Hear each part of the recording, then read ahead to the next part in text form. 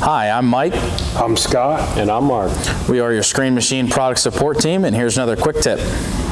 Hello, in this video we'll be going over the hydraulic cooler in your 107T scalper. So this is your cooler right here, the electrical connections down here. This is your power for your motor right here. It's an electrical fan on this cooler.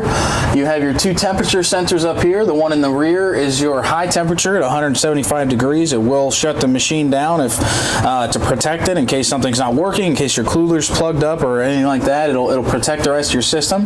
And this is your low temperature switch that will turn on your cooler at 120 degrees. It'll turn this fan on and start cooling the unit when it gets up to 120 degrees Fahrenheit. So this is the inside of your cooler. The outside of your cooler is very accessible from the outside here. All we do to get into this is open up our access door, which is 3 1/2-inch bolts. Use the 3/4 inch wrench. So you're going to want to make sure that you keep this cooler as clean as possible. You want to make sure that you can see daylight through the cooler all the way around through those fins. You want to keep this cooler clean so it can be cooling your hydraulic oil to the highest possible efficiency it can.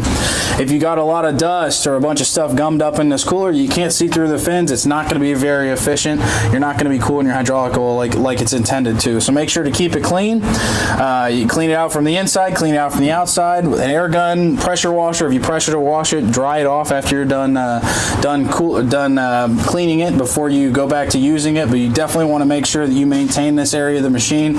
Keep this cooler nice and clean.